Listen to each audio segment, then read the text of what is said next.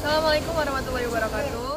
Salam, Om Swastiastu, nama budaya, salam kebajikan. Kami dari kelompok 7 akan mempresentasikan tentang financial technology dengan nama saya sendiri, Muhammad Masrohan dengan NIM 511 dan anggota saya. Saya Atifa Firliansyah dengan NIM 508. Saya Teda Padubuana dengan NIM 512.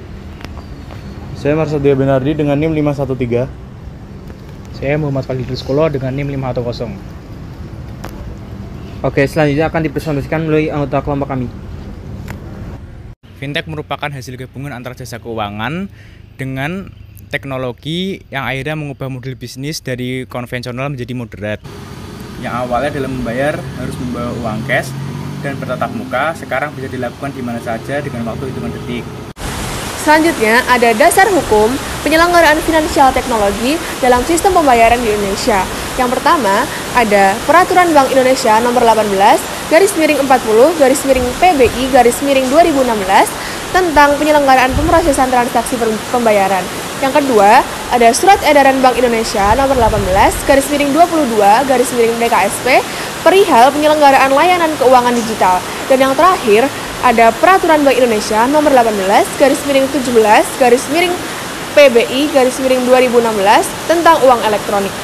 Manfaat fintech bagi suatu negara: yang pertama, mendorong transaksi kebijakan ekonomi. Yang kedua, meningkatkan kecepatan perputaran uang sehingga meningkatkan ekonomi masyarakat. Yang ketiga, di Indonesia fintech turut mendorong strategi nasional dalam keuangan inklusif atau SKNI. Apa saja sih dampak yang ditimbulkan dari fintech? Jadi fintech ini telah mengubah sistem pembayaran di masyarakat dan juga membantu perusahaan-perusahaan startup untuk menekan biaya modal dan biaya operasional yang tinggi. Apa keuntungan dari fintech? Yang pertama, bagi konsumen fintech memberi manfaat, mendapat layanan yang lebih baik. Yang kedua, pilihannya lebih banyak. Ketiga, harga yang lebih murah. Terus manfaatnya bagi pemain fintech di perdagangan produk itu yang pertama, menyederhanakan rantai transaksi, menekan biaya operasional dan biaya modal. Dan ketiga, dapat membekukan alur informasi. Bagaimana fintech bisa terjadi? Fintech muncul seiring perubahan gaya hidup masyarakatnya saat ini didominasi oleh pengguna teknologi informasi tuntutan hidup yang serba cepat. Dengan fintech, permasalahan dalam transaksi jual beli dan pembayaran seperti tidak sempat mencari barang ke tempat perbelanjaan, ke bank atau ATM untuk mentransfer dana, keengganan mengunjungi suatu tempat karena pelayanan yang kurang menyenangkan dapat diminimalkan. Dengan kata lain, fintech membantu transaksi jual beli dan sistem pembayaran jadi lebih efisien dan ekonomis, namun tetap efektif. Di sini saya akan menjelaskan tentang jenis-jenis fintech. Yang pertama yaitu peer-to-peer lending, yaitu peminjaman uang secara cepat dan secara online untuk kebutuhan pengembangan bisnis ataupun kebutuhan keuangan. Yang kedua yaitu crowdfunding, yaitu mempertemukan antara pemerluan dana dengan donatur secara jelas transaksinya dan aman. Dan yang ketiga yaitu e-wallet sebagai penyimpanan uang untuk pengguna untuk mempermudah pencairan dana dan untuk keperluan transaksi aplikasi-aplikasi yang lain.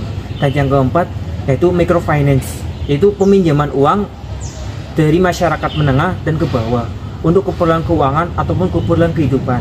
Selain itu ada gateway dan investasi. Udah. Apakah regulator perlu membuat peraturan terkait fintech?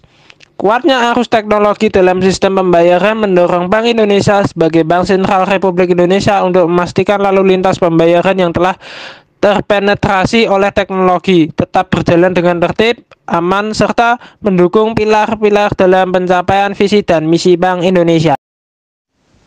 Apa saja yang dilakukan Bank Indonesia dalam menjaga ketertiban lalu lintas pembayaran terkait fintech?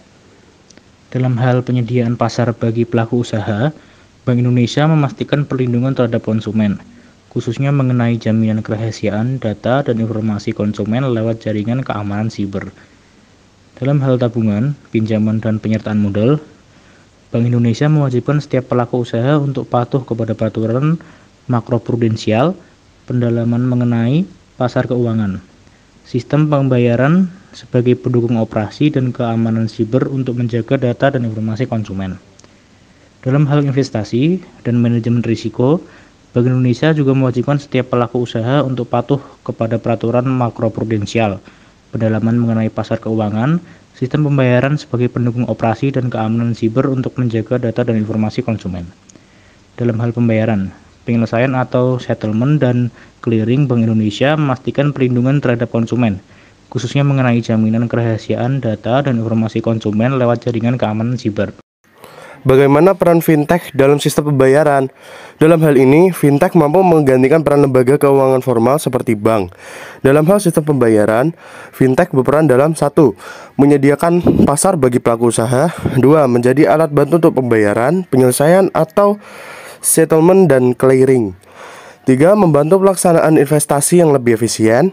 4. Mitigasi risiko dari sistem pembayaran yang konvensional. Dan yang terakhir, membantu pihak yang membutuhkan untuk menabung, meminjam dana, dan penyertaan modal.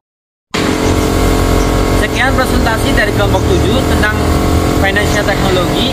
Wassalamualaikum warahmatullahi wabarakatuh. Terima kasih.